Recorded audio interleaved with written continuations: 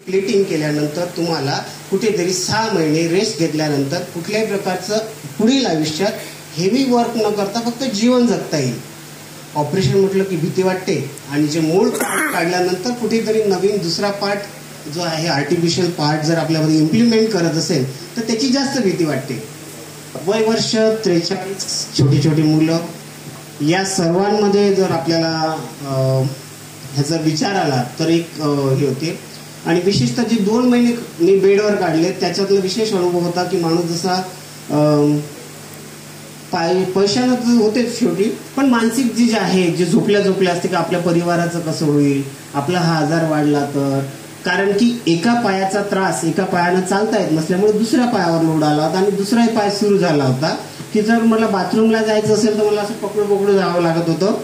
त्याशिवाय मला बाथरूमला जाता येत नव्हतं. एक साधी वस्तू पण मला उचलता येत नव्हती. अशातच मी थोडंसं डॉक्टरांनी मला सांगितलं होतं की जेव्हा मी घडिया सरांकडे गेलो की थोडंसं उतरत जात जा, थोडंसं खाली जात जा. जसं खाली गेलो आणि थोड्याफार बसत होतो, चालत होतो, तेवढ्यात मला बयस सरांनी पाहिलं की सर तुम्हाला झालं. म्हटलं सर असं आहे. सर म्हणतात की तुम्हाला घरी आले सर म्हणत तुम्ही असं आहे, एक प्रोडक्ट आहे, तुम्ही घ्याल का. प्राध्यापक माणूस थोडंसं चिकित्सक असतो, थोडंसं कसं एकदम कोणीतरी काहीतरी सांगितलं आणि पटकन घेतो अशातलं तर आपणही नाही आहे. किंवा आपले पेशंट पण नाही राहणार आहे की एकदम आपण सांगितलं त्याला की हे औषध घ्या, तो त्याच्यातले 4 प्रश्न 10 प्रश्न आपल्याला पहिले विचारते. त्यातला मी पहिलाच प्रश्न त्यांना विचारला, सर कशाला सर, माझी ट्रीटमेंट चालू आहे, मी व्यवस्थित आहे. याच्यामध्ये जनरली पाहण्यात असं आलं सर की हे कुठल्याही औषधामध्ये स्टिरॉइड, पेन किलर शिवाय असे औषध बनवत नाही आणि ते खाल्ल्यानं आपल्याला उलट त्रास होतो आणि याची ऑथेंटिसिटी काय सर. ते सर राहू द्या. सर म्हणत होते की नाही, मी म्हणतो म्हणून तुम्ही फक्त एकदा टॅली करा आणि याचं करा. तर ॲनालिटिकल सरला तर जाऊ दिलं मी, सरांना तर हो म्हटलं. डायरेक्ट लॅपटॉप केला, ओपन केलं, सरांनी जे मला वेबसाईट सांगितली होती त्या वेबसाईटला गेलो, त्याचे ऑथेंटिक डॉक्युमेंट सर्च केले जे वेबसाईटला आपल्या कंपनीचे सर्व टाकलेले आहे. म्हणजे ज्याचं कसं आहे त्याला ज्याची मान्यता आहे, ISO सर्टिफाईड आहे असणारं जे सर्व आहे, प्रॉडक्ट बेस्डचं आहे, प्रॉडक्टमध्ये काय आहे, प्रॉडक्टचं काय आहे. सर्वात मध्ये यामध्ये जे महत्वाचा घटक आहे की यामध्ये कुठल्याही प्रकारचं पेन किलर नाही किंवा स्टिरॉइड नाही जे शरीराला हानिकारक आहे. याचं जेव्हा केल्यानंतर मी स्वतः सरांना न सांगता डॉक्टर भारत राठोड सरांना फोन केला, अनुप राठोड सरांना फोन केला, यांच्याकडनं सर्व माहिती घेतली आणि बारीक अध्ययनानंतर सरांकडून मी फक्त एक 15 दिवसाचं औषध घेतलं. 15 दिवसाच्या औषधात मला थोडाफार रिलीफ असा जाणवला की थोडा पाय सेट होत होता, थोडा पायाला आराम पडत होता. असं करता करता मी 2 ते 3 महिने रेग्युलर औषध घेतल्यानंतर माझं चालणं सुरू झालं, माझं हे झालं. आणि ज्या डॉक्टरांकडे जात होतो त्या डॉक्टरांना जेव्हा मी दाखवलं तर डॉक्टरांच्या औषधांना रिलीफ झाला असं वाटलं.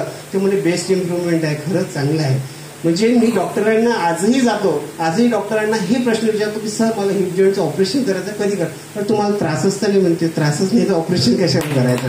म्हणजे हा विषय आहे. म्हणजे आजपर्यंत अजूनही मला जेव्हा केव्हा वाटतं ते एक पुडी खातो. आता मी औषध जवळपास बंद केलेलं आहे, पण जेव्हा त्रास वाटते तेव्हा खातो. पण मी जेवढ्या जणांना ज्यांना माझ्या रिलेशनमध्ये होते, नात्यात होते, जे लोक आहेत जे मी बिझनेस न करता हे आपोआपच जुळले की लोक विचारायची हे झोपले होते बा, हे कसे काय काम करू राहिले. आज अशा करता करता जवळपास माझी 3री स्टेज बिझनेसची कधी झाली हे मला पण नाही कळलं.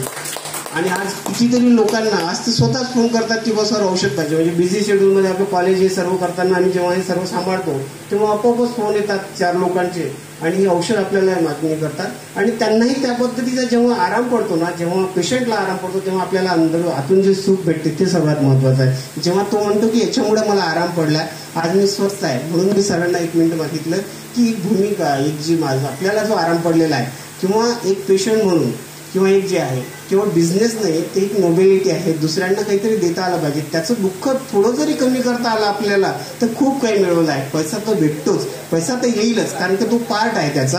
पण त्याचबरोबर कुणाचं दुःख कमी करता जर आलं तर ते मात्र करायचा प्रयत्न करा. आणि या औषधामध्ये कुठल्याही प्रकारचा कुठलाही वाईट घटक नसल्यामुळे तुमच्यावर कुठल्याही प्रकारची दुसरी कुठली जबाबदारीची भीती असते आपल्याला की याच्यातून फायदा नाही झाला तर चालते पण कुणाचं नुकसान झालं नाही पाहिजे. त्याची मी अश्युरिटी देतो त्याच्यापासून कुठलंही कोणाला नुकसान नाही, उलट फायदाच आहे. एवढं बोलतो आणि माझे मी शब्द बंद करतो.